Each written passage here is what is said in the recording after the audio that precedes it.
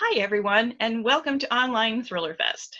We were all disappointed when Thriller Fest had to be canceled this year because of the coronavirus shutdowns, but we're really grateful that ITW has found a way to bring some of the great content online.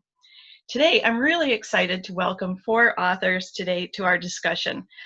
We have on the bottom of your screen Valerie Rees and Lynn Constantine, who write together as Liv Constantine. And we also have Wendy Walker and Riley Sager. And myself, Karen Dion, in case some of you don't know who I am. So each one of us has been in the fortunate position of having written a book that broke out quite hugely. And the reason we want to talk about this today is we want to share with you what we learned, which will hopefully enable your next book to break out too.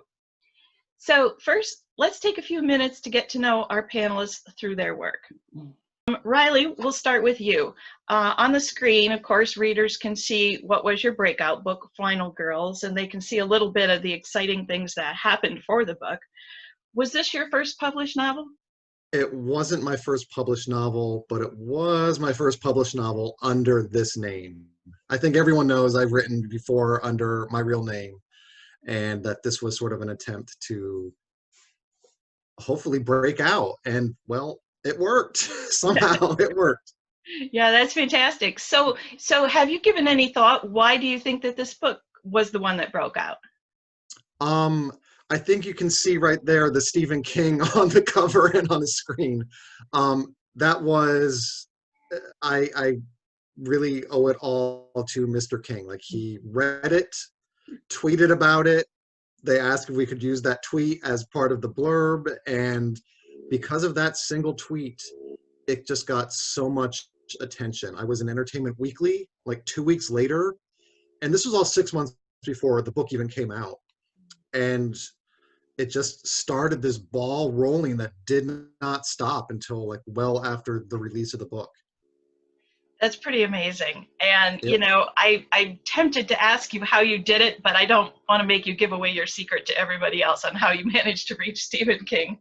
I truly don't know. I don't know how he got it. I don't know who gave it to him. I Wow. really don't know. It's a mystery to me, and I'm happy to let it be a mystery. He just got a copy somehow and read it and liked it enough to tweet about it. Well, that's fantastic. And obviously, you know, what this is telling us is it's a little bit of luck in there, but also you have a really excellent book, or he wouldn't have tweeted what he did. Let's move on to Lynn and Val. Your breakout novel was called The Last Mrs. Parrish. And we can see, again, from the screen, some of the amazingly awesome things that happened for the book. Was this the first novel that you had written? This is, again, like Riley, this is the first book that we wrote under Liv Constantine, but we did write a long time ago a book together under our individual names called Circle Dance. So The Last Mrs. Parrish was with the collaboration that really took our writing in a different direction and moved us into the psychological thriller genre. And as right, so the thing is here that if you change your name, that really helps with the breakout novel. It really does, apparently, yeah. Right. And again, as Riley said, it was a huge help to us that Reese Witherspoon chose it as her December book club pick. And we were also a people pick. And I think that really gets it out to so many more people than might have been the case if that hadn't happened for us.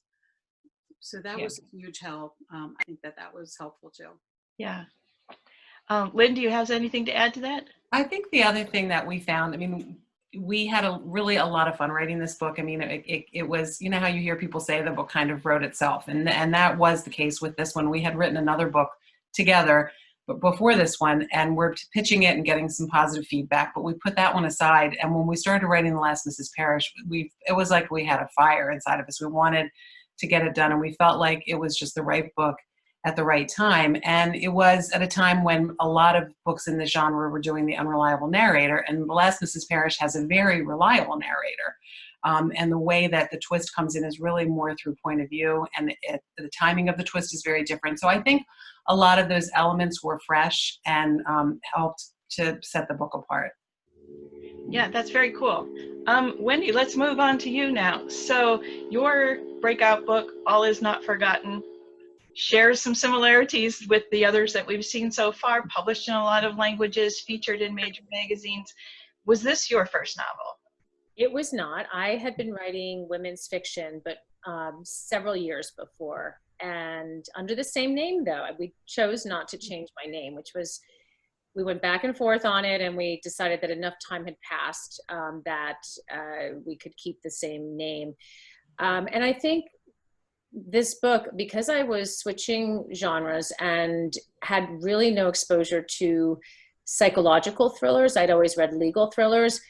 I sort of did some research on it, but I hadn't been immersed in it. I didn't really know what it was. So I ended up creating a narration structure that was somewhat unique in that it was told by one narrator, but with a lot of interview type cutaways in the voices of the other characters. So you got to really get to know all of the other characters. And it also dealt with a topic that was happening in real life, memory science and treatments for PTSD.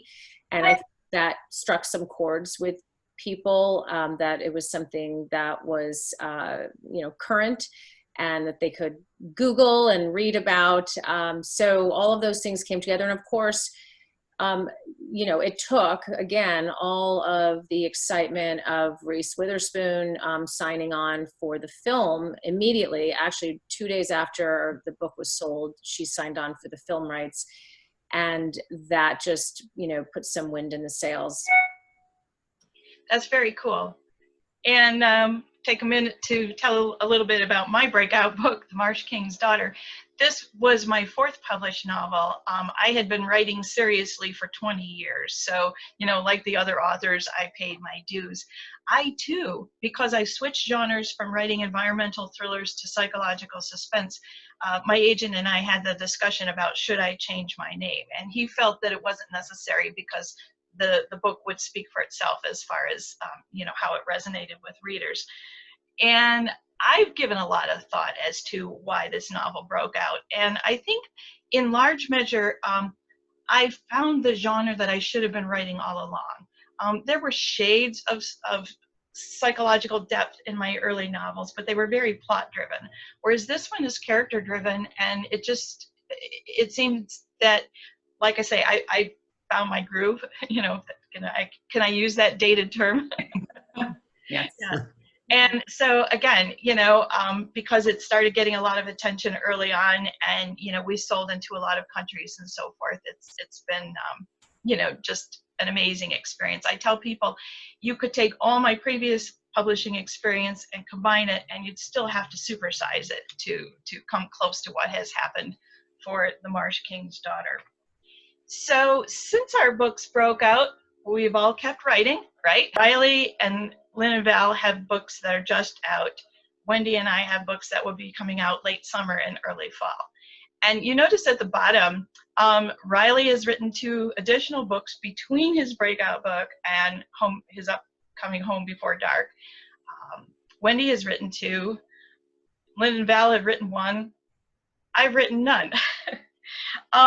I found that there were really particular challenges with writing the follow-up to a breakout book. So I'm going to turn it over to the group now, and we'll discuss this as a whole. So when it came time to write your next novel after your breakout book, were you under a lot of pressure? This is open to anybody who wants to comment. Okay. Complete, utter, terrifying pressure. Yes. Yes. Yes, completely. Totally agree. Agree. Yes. Agreed. Okay. So how did you push through it then? Obviously you produced. I had a deadline. So I don't know about the rest of you, but I just had a 1-book deal with my publisher because it was a debut, and I think everybody wanted to see what would happen. And so I started writing the second book. There's like this awkward period of time when nobody really wants to discuss the next book, because there's a year before publication after they've acquired your first book, and everyone's focused on that book and getting it out there and positioning it. And there's all this excitement, and nobody really wants to focus on the next book, especially if you don't have a contract yet. So, but I went ahead and kept writing because it takes a long time to write a book and there's all that pressure. So I ended up writing an entire draft of a book before showing it to my publisher to see if they wanted to buy it. And they did want to buy it, but they wanted it in a lot of changes to it. So in hindsight, I wish I had just done like a proposal in 100 pages like most like sane people do. But I got so excited when I finally came up with the idea, because there is all that pressure. And I thought, I have the idea, I have the book, I'm just going to write it. And I really should have just cooled my jets and done a couple of proposals and done it the normal way. Don't beat yourself up, Wendy, because we did it the other way, and we wished we had written the whole book because we wrote the proposal and 100 pages, I think, Val, and then we just went through so many iterations because we didn't have the exact whole idea, and it felt like it took 3 times as long as it took to write the first book. And so then when we wrote the Wife Stalker, we actually wrote the Wife Stalker before, because we said, you know what, we're just going to write the next one in that way. So I think we always second guess ourselves no matter what we do at the time. But that sophomore book is notoriously a difficult book, I think. Right. And our agent would kept telling that, don't put too much pressure. You'll be fine. And we put the pressure on ourselves. I mean, I don't feel that it was our publisher or our agent doing it, but we just felt this huge pressure to live up to The Last Mrs. Parrish, and how, can't write the same book, right? But people want sort of the same thing. So it's a tough thing to do. That's interesting, Lynn, that you called it your sophomore book, because this is not the second book you've written, but it becomes our sophomore book, doesn't it? It doesn't, because you're under a new sort of brand and in a new way. Yeah. Riley, did you have a 2-book contract, or did you start with one? No, it was a 1-book contract, but I knew that, like, okay, they will probably want a second one, so I will work on that. And I was, but not as hard as I should have been, because there was like a year and a half between the acceptance of Final Girls and publication.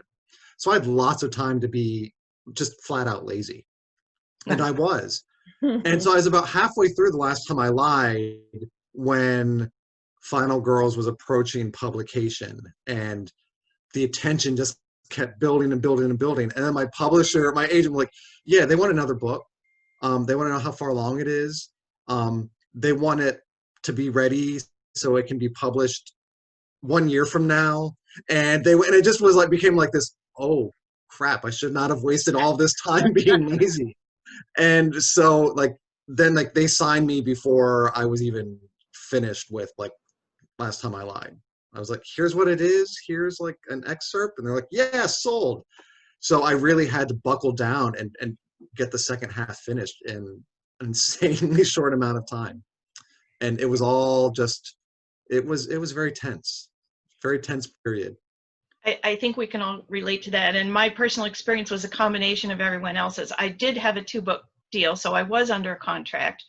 And as Lynn said, we were looking for ways, because I was writing another standalone. My editor isolated elements that the book should share with The Marsh King's Daughter, but, be different. And so that was one challenge. Then I had about a year before the book would come out. Same as Riley, I didn't work hard enough at the beginning on the next book. And so then when things started ramping up for The Marsh King's Daughter, creatively, well, of course, as an author, I was excited for all the cool things that was happening for the book. It was in People and Cosmopolitan, and we had film interest, and the New York Times wrote a rave review, and that was my kill me now moment as an author, right? But at the same time, creatively, I was like, holy cow, I have to do this again? How can I do this again? Because for me, the quality of the book was a big step up from what I had been doing before. So I found the pressure to be really intense, and I was very, very happy once I finished the next book, and I'm happy with it too. How about each of you? Even though you struggled to write that next book, you're happy with it, right? Yes. I am now, yeah. For every book that I finish, when it's finally done, completely finished, I just absolutely hate it. I Right. think it's terrible. I never want to see it again. I just hand it to my editor and be like, just get this out of my face. Just get it out of here. And then, you know, a couple months pass and I chill. And I'm like, yeah, I'm kind of proud of this book. Mhm. It's happened every single time. Well, you have to read it so many times, right? Between all the Yeah. edits and then the page proofs and then the copy, all of it. I mean, it's been 10 times. So I feel like it seems so boring, but it's because you know everything that's going to happen. So we have to wrap things up. We're coming down to the end of our allotted time. But before we finish, I wanted to ask each of you if what you have learned from your experience of writing this breakout book and, you know, taking your career to another level that you would want to share with other readers so that they can maybe do the same thing. Riley, we'll put you on the spot. Oh, okay. I think that luck has a lot to do with it. I think we all got lucky in different ways. And it doesn't mean, you know, I think readers, we're our harshest critics, and there's always like imposter syndrome and all that kind of stuff. And I believe firmly that like the great American novel is out there and has only sold about like 500 copies because they just didn't get like the luck. Yeah. And so you can't beat yourself up if that luck doesn't come to you right away, and you can't think less of yourself. And on the flip side, when you do get a lucky break and you do get a breakout book and become bestsellers and all that stuff, you should also be a bit humble and not buy that hype because it keeps you grounded. And so that's my advice. Just keep plugging away and just be happy for people when they do get these lucky breaks and when they do break out, and know that it can happen to you someday. Mhm. Thanks. Wendy? Yeah, I agree. A lot of it is luck. I mean, I'd been writing like you for many years, and so many things had to come together at the same time for that book to break out. And watching now, you know, I'm now 4 books in, that it's not, you're not home free. Every book is judged by that book.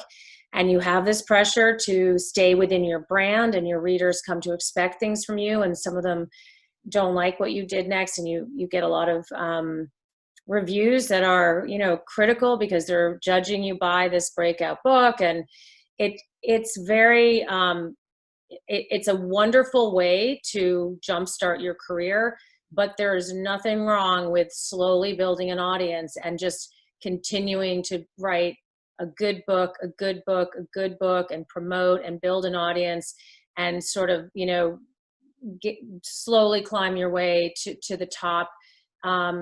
Sometimes you have a stronger base beneath you when it happens that way. And it does happen that way for a lot of people. So just keep plugging away, and try to get better. Take the feedback that you get from people you trust, and aspire to make your work better in your voice and build your audience with your readers. Thank you. Valerie? I would say it's really good advice that we've heard so far.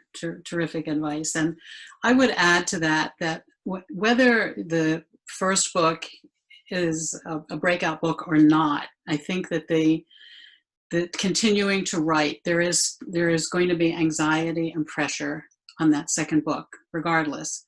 Because if your first one is a breakout, then as Wendy and Riley have said, then there's that expectation that the next one is going to exceed or should exceed the first one.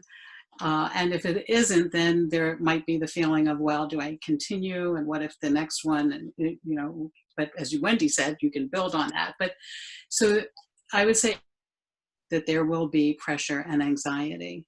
And in some ways, a little bit of pressure is a good thing because it can be a motivator. But I would say try to control that so that it doesn't overwhelm and actually stop you and be something that is going to be a stumbling block. So just know that like make friends with that anxiety and pressure and say, okay, here's what I'm feeling, but I'm going to go on and I'm going to do this. Nice. Lynn? I would say don't try to write a breakout book. I mean, write the best book that you can write the book that you want to write, that you love writing, and don't think about what's popular right now or what, because there is no formula. There's no, things change every day. And there are a lot of books that I would venture to say that are breakout that probably a lot of publishers at first said to that author, no one wants to read about this, or this is very different, right? But if you feel passionate about it, that comes through in the writing, and that is what matters. So I think you have to just really spend the time writing that, whether it's 6 months, a year, year and a half, however long it takes you. Be writing characters that you love, that you're, or that you hate, but that you love to hate, a story that you want to be involved in, and be authentic. And then, hopefully success, and again, success is defined in so many different ways, but if you continue to do your best, improve your craft, like Wendy said, and as Val said, it's okay that there's anxiety, but just work through it and write the best book that you can write, and keep writing the next and the next, and you'll build that career, and hopefully one or maybe more will be a breakout. That's fantastic advice from everyone. All I can add is don't quit, because as I was during my writing journey, there were many times that I thought, well, maybe this is the best that I can do. Having a couple of novels published in mass market paperback, that's all it's going to be. Even though I aspired to more, because most of us do as writers, right? And so by not quitting, by continuing on, eventually I did write that book that brought a lot of excitement for me as in my career and changed things. So don't give up, because if you quit, then you won't write a breakout book, right? Right. So, okay, we have to wrap this up. Thank you again, Wendy, Riley, Val, Lynn, for joining us today. And I hope that, watchers found something useful in our discussion. So take care and stay safe.